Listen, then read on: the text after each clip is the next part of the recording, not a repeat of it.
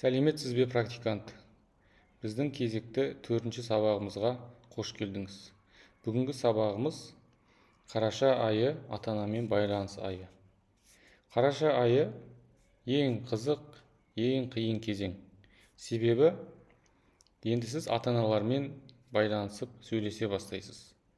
Ата-аналар әртүрлі, түсініктері де, реакциялары да әртүрлі болады. Осы айда сіздің коммуникациялық дағдыларыңыз сыналады. Бүгін сіз оқушылардың нәтижесі бойынша прогресс есебін қалай дайындауды, ата-анамен дұрыс сөйлесу скриптін, тәлімгерлердің әр типін ата-анамен мәселе бойынша қалай шешуді үйренесіз.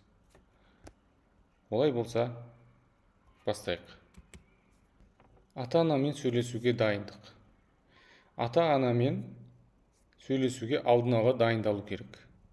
Мына 4 мәселе бойынша дайындалғаныңыз дұрыс болады.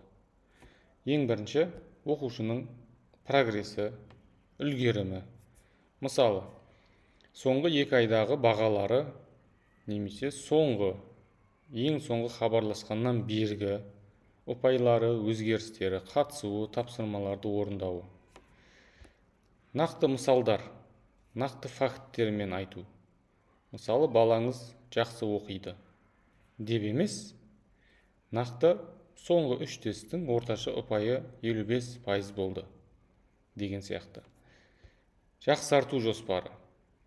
Енді сіз ата-анаға проблеманы жеткіздіңіз, енді соның шешімін де айту керексіз.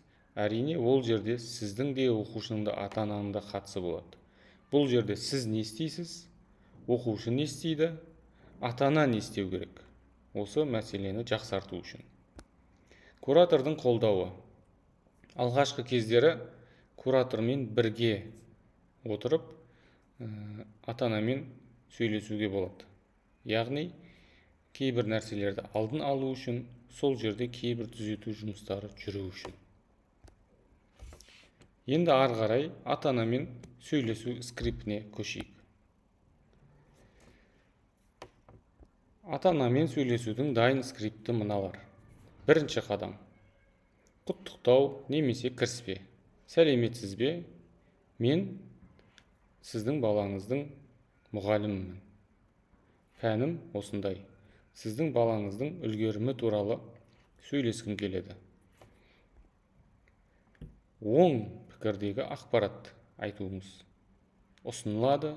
Мысалы, балаңыздың мына жақтарын атап өткім келеді. Яғни, тәртібі жақсы, сабақта тақтаға шығуға көп талпынады деген сияқты. Үшінші қадам. Мәселе қандай қиындықтар бар, соны айтасыз. Бірақ осы соңғы кезде мынадай қиындықтар пайда болды. Күткеніміздей нәтиже болмай қалды. Мынанша ұпай жинады деген сияқты. 4-ші қадамымыз себеп. Яғни, мәселенің себебін анықтау. Менің байқағаным бұл мынандай себептен деген сияқты.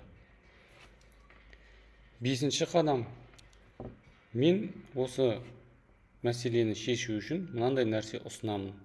Мен сіздің балаңызға қосымша сабақ қойғым келеді. Сізден мынаны өтінемін деп ата-анаға өз өтінішіңізді немесе тапсырмаңызды бересіз. 6-ші қадам кері байланыс. Яғни, осы нәрселерді сіз істей аласыз ба? Осы мәселе туралы ойыңыз қандай? Деген сияқты. Мысалы, сәлеметсіз бе? Мен математика пәнінің мұғалімі Айбек ағаймын.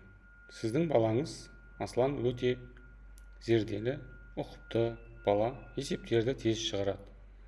Бірақ соңғы 3 тесттің орташа ұпайы 55% ғана болып тұр. Менің байқағаным, ол теориялық сұрақтарда дайындығы жетіспейді. Мен оған қосымша тесттер беремін, аптасына 2 рет. Сізден күнделікті 10 минут теория сұрауыңызды өтінемін. Осылай жасасақ, айдың соңында нәтижеміз жақсарады деп ойлаймын. Сіз осылай көмек көрсете аласыз ба? Ойыңыз қандай? Тәлімгердің 3 типі. Қараша айында не істейміз? Ең бірінші ыңғайлы тәлімгерді айтып кетейік. Ол сізге әрдайым көмектеседі, уақыт бөледі. Ол кісілерден керегінше сұрай берсеңіз жақсы. Қатал тәлімгер өзің шеш. Сен де мұғалімсің. Осы нәрсеге қазірден үйрене беруің керек. Деп бір айтылған нәрсені екінші рет қайталатпа деген сияқты нәрселер айтады. Сол үшін дайындап берген шаблондар, нұсқаулықтарды толық танысып, сонымен жұмыс істеу керек болады. Талапшыл тәлімгер сіздің физикалық тұрғыдан сапалы үлгеретін тапсырмаңыздан да көп нәрсе талап етуі мүмкін. Оны екеуі ара келісіп, нәтижені ол кісілерге есеп ретінде беріп отырған дұрыс болады. Сонымен біздің 4-ші сабағымыз аяқталды.